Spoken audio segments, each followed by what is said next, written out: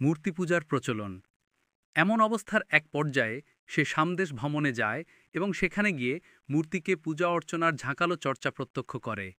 সামদেশ অনেক পয়গাম্বরের জন্মভূমি এবং ঐশীবাণী নাজিলের ক্ষেত্র হওয়ায় সেসব মূর্তি পূজাকে সে অধিকতর ভালো এবং সত্য বলে ধারণা করে।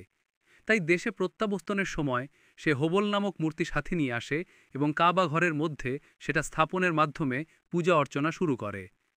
প্রথম দিকে মহানবী তার দাদার ঘরেই ছিলেন।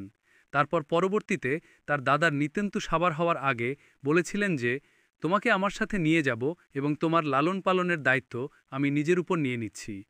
প্রথম দিকে হারেস বিন আব্দুল মান্নান হবলের মূর্তির পূজা করতে থাকে।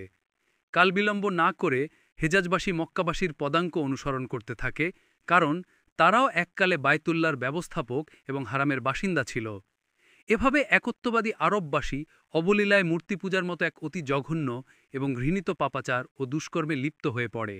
এভাবে আরব ভূমিতে মূর্তি পূজার গোড়াপত্তন হয়।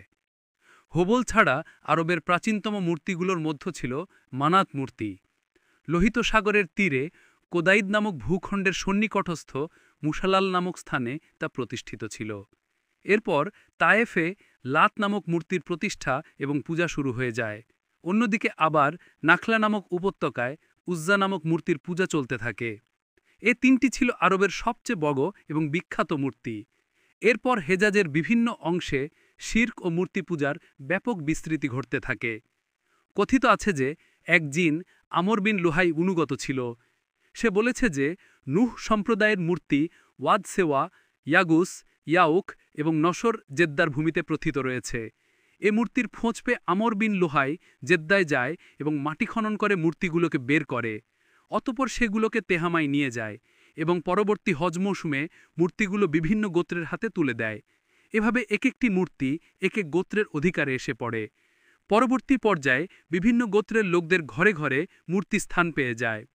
অতঃপর মক্কার মুশরিকরা একের পর এক মূর্তি দিয়ে মসজিদে হারামকেও পরিপূর্ণ করে তোলে। বর্ণিত আছে যে মক্কা বিজয়ের পূর্বে মসজিদে হারামের ৩৬০টি মূর্তি ছিল।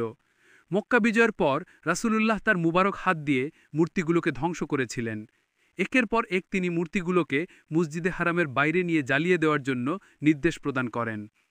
উদ্দেশ্য ছিল মূর্তি পূজা ও অংশীবাদিতা দিনের ক্ষেত্রে সবচেয়ে নিকৃষ্ট অনাচার ও পাপাচার হওয়া সত্ত্বেও তৎকালীন আরববাসীরা অসার অহংকার ও ভ্রান্ত ধারণা ছিল যে তারা দিনে ইব্রাহিম আলাইহিসসালামে প্রতিষ্ঠিত রয়েছে, এই ধারণাকে একদম ধূলিসাৎ করে দেয়া।